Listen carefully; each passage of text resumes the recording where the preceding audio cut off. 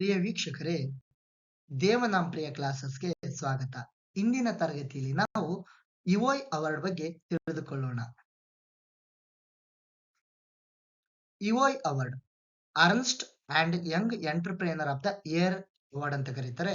ಇದು 1986ರಲ್ಲಿ ಸ್ಥಾಪನೆಯಾಯಿತು. ಇದನ್ನ ಸ್ಥಾಪನೆ ಮಾಡಿದವರು ಯಾರಪ್ಪ ಅಂತಂದ್ರೆ ಅರ್ನ್ಸ್ಟ್ ಅಂಡ್ ಯಂಗ್ ಕಂಪ್ನಿಯವರು ಇದನ್ನ ಸ್ಥಾಪನೆ ಮಾಡಿದ್ದು. ಇದರ ಮೊದಲ ವಿಜೇತರು ಯಾರಂದ್ರೆ ರೊನಾಲ್ಡ್ ಎಫ್ ಬ್ರಾಂಡೆಲ್ ಅವರು.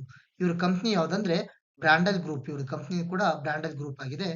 ನಂತರ ಮೊದಲ ಭಾರತೀಯ ವಿಜೇತರು ಯಾರಪ್ಪ ಅಂದ್ರೆ ಡಾಕ್ಟರ್ ನಾರಾಯಣ ಮೂರ್ತಿ ಅವರು ಮೊದಲ ಭಾರತೀಯ ವಿಜೇತರಾಗಿದ್ದಾರೆ. 2003ರಲ್ಲಿ ಇವ್ರು ಪಡೆದಿದ್ದಾರೆ. ಇವರ ಕಂಪ್ನಿ ಯಾವ್ದಪ್ಪ ಅಂದ್ರೆ ಇನ್ಫೋಸಿಸ್ ಆಗಿದೆ. ಅದೇ ರೀತಿಯಾಗಿ ಯಾರಾದ್ರೂ ನನ್ನ ಚಾನೆಲ್ಗೆ ಸಬ್ಸ್ಕ್ರೈಬ್ ಆಗಿಲ್ಲ ಅಂದ್ರೆ ದಯವಿಟ್ಟು ಚಾನೆಲ್ಗೆ ಸಬ್ಸ್ಕ್ರೈಬ್ ಮಾಡಿ, ಶೇರ್ ಮಾಡಿ, ಲೈಕ್ ಒತ್ತಿ. ಇಷ್ಟ ಆಗದಿದ್ದಂದ್ರೆ ಡಿಸ್ಲೈಕ್ ಮಾಡಿ.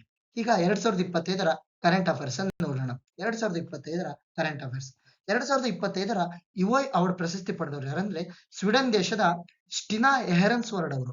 ಸ್ವೀಡನ್ ದೇಶದ ಸ್ಟಿನಾ ಎಹರೆನ್ಸ್ವರ್ಡ್ ಅವರು 2025ರ ಇವೋಯ್ ಅವಾರ್ಡ್ ಪಡೆದಿದ್ದಾರೆ.